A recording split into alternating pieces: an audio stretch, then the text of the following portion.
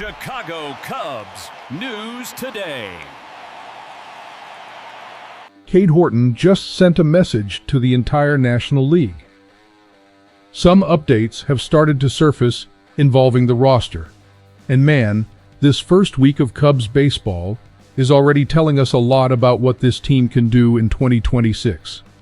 If you're still unsure whether Horton is the real deal, what he showed at Wrigley on Saturday will make you rethink everything.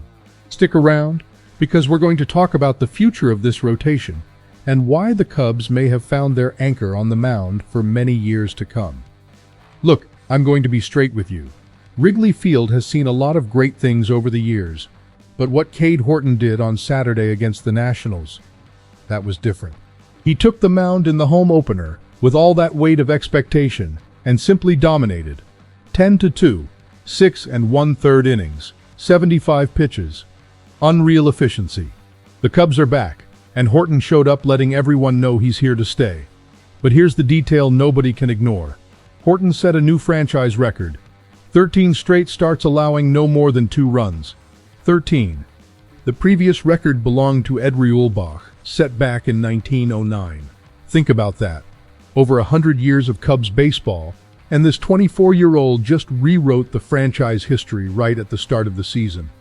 Against Washington, Horton was perfect through the first 3 innings, just 28 pitches to get through the Nationals lineup.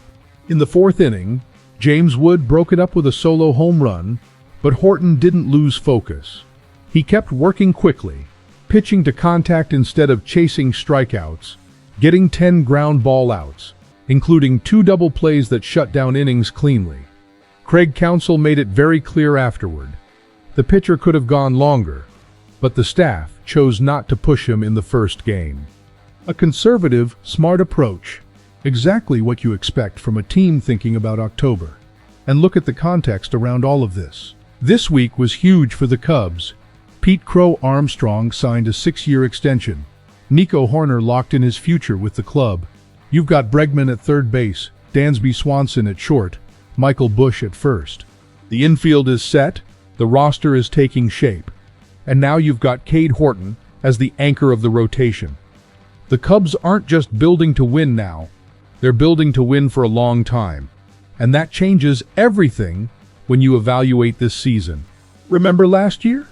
Horton arrived in May, the rotation was crushed by injuries, and he stepped in like he was born for it. After the All-Star game, he was even more dominant. A 1.03 ERA over 12 starts in the second half. He finished as the runner-up in National League Rookie of the Year voting. But even with all that, there was still a fair question. What if that was just a half-season hot streak? Saturday started to answer that. Now let me ask you Cubs fans, what do you think?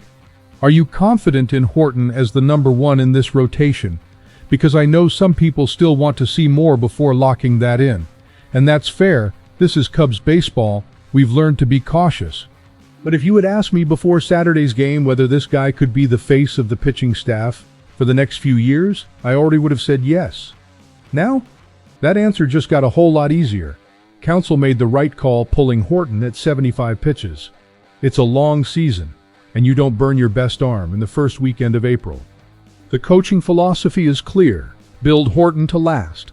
Not just this season, but the next 5-6 years. And Ian Happ made that clear when he said they need him to be the best version of himself every 5 days. This team knows exactly what they have. Now what we're hearing behind the scenes is that Horton is more mature than ever. He arrived in 2025 as a prospect. He showed up in 2026 as a leader. Guys in the clubhouse talk about a pitcher who understands the game on a different level, someone who doesn't chase the flashy strikeout when weak contact gets the job done. That's maturity. That's the kind of thing that separated Kerry Wood in his prime. And yeah, it's early for that comparison, but Wrigley knows when a special arm is on the mound. Horton's impact on the rest of the rotation can't be overstated. When you have a pitcher who eats innings, works fast, and doesn't overwork the bullpen, it gives everyone breathing room. Other pitchers know they don't have to be perfect. The defense plays with more confidence. Happ said exactly that. The defense was making great plays all over the field, because the game felt under control. Horton creates that environment. I'll be honest with you. I believe Cade Horton can be the best Cubs pitcher since Jake Arrieta in 2015. I say that understanding the weight of that statement. I'm not talking about potential. I'm talking about presence, intelligence, consistency. A 1.75 ERA at Wrigley over his first 12 home starts. The lowest since 1913. That's not luck. That's greatness. Now think about the scenarios ahead. If Horton maintains this level of consistency, the Cubs have a real weapon for the playoffs. A true ace changes everything in a short series, and we know better than anyone what it means to get to October without one.